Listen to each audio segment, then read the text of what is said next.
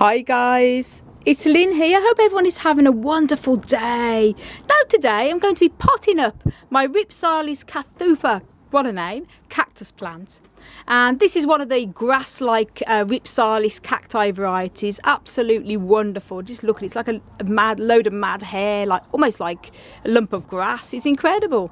And I've made many videos on potting up Rhipsalis plants and also how to care for them, and the big one of our Rhipsalis cactus collection. So I'll link all of them videos down below in the video description, and I'll also if you want to know how to care for and grow epiphytic cactus plants, including the Rhipsalis, then do check a video I have made on how to care for these plants. Links also up above and down below in the video description, so do check them videos out, guys.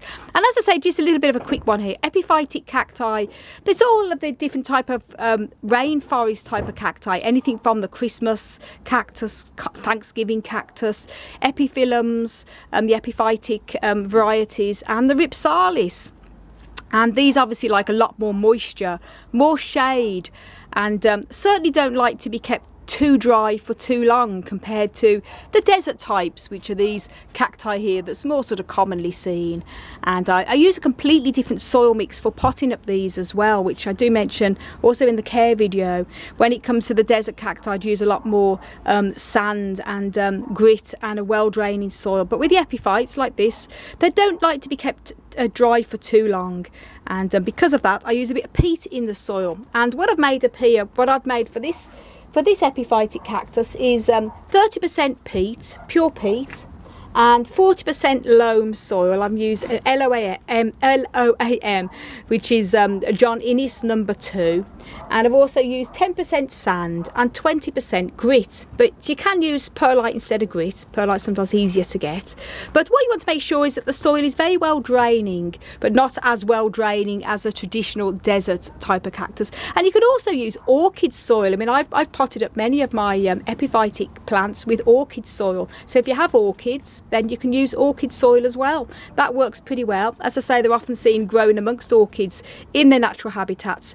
Epiphytic cacti hang from trees and take their moisture and nourishment from falling debris such as dried leaves and the rain that falls onto them as well. That's a little bit about them, but do check out the care video for more info. And what I'm going to be doing is potting this one up into the next size pot. I'm going to be putting it into a hanging basket here, and nice sort of wide little hanging basket, not too big. This is the pot it's in already, and as you can see, the roots aren't actually coming through the bottom, and I don't think it really particularly needs repotting, as in it's not root bound, but I just want to put it into a hanging basket so I can hang it up, and I've gone for a little bit of a bigger pot because of that. So there you go, guys, let's get going, let's get repotting. Now I've put some soil already in the bottom of the pot there, and what I'm going to be doing here is just gently squeezing around this pot to loosen up the root ball. So it's quite squeezy anyway, so no trouble there, and then gently turn it over. This is one of the cacti that doesn't bite, as you can see. No spines on this, so don't need to worry about protecting my hands. But obviously if you're repotting desert type of cacti, then I'd recommend using something to protect your hands, if it's sheets of cardboard or sheets of thick paper or something. I find gloves useless, by the way. And if you want to know how to repot a traditional type of cactus, then links also up above and down below in the video description on how to repot a cactus. There we go, squeezing out there. It's come out very easy, just like a sandcastle. And it's always a good opportunity when you are repotting to check the root system over.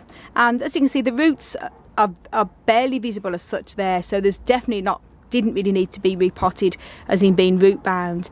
And if the roots were very compacted and tight together, then I would gently tease out the roots to loosen them up before putting them into the new soil, but I don't need to worry in this case, so that's pretty good. And also I just want to mention that when I'm repotting traditional desert type of cacti, I always prefer to repot them when the soil is dry, so less damage to the roots.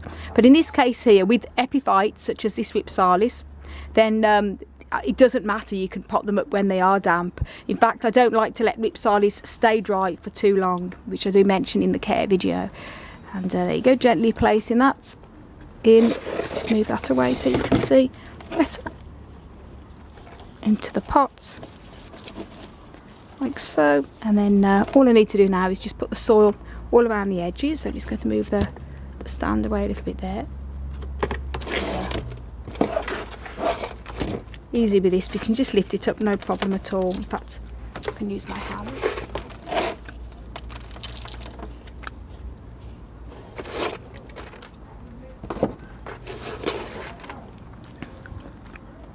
Lovely. These are one of the easy cacti to repot.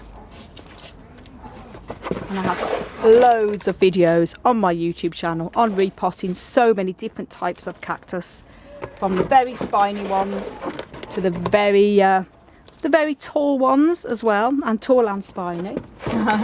So do check out them, all them repotting videos. So loads on my YouTube channel. Got loads of playlists as well on repotting individual types of cacti. I just want to gently tuck it in all around the sides there. And this side.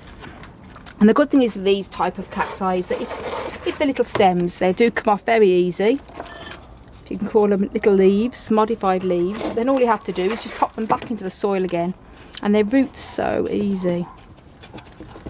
There we go, just tucking all that in. That's pretty much it. Tap it to make sure that the soil is all going around the edges.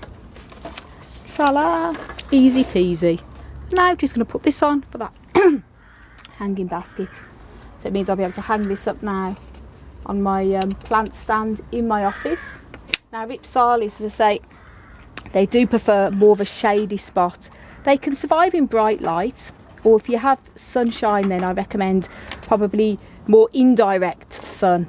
And also if you only have a sunny window or sunny position, then give them some shade. Put a shade cloth over the window, because they tend to go very yellow and they don't like to be kept in direct sun. I say these grow in rainforests in their natural habitats, growing in shade, and they certainly like a lot more moisture. And what I'm going to be doing this, normally when I pot up the desert types, I normally let them dry for about a week, but because I say this is epiphytic, I'm going to mist this now with a load of rainwater, and then from tomorrow give it another good water again. And there you go, guys. I hope you enjoyed the video. And if you want to know a little bit more on growing and caring for cacti and succulents, then please do check my website out, desertplantsofavalon.com. And if you want to see daily, almost daily videos of cacti and succulents and lots of care tips and everything else, then please do subscribe if you haven't done already.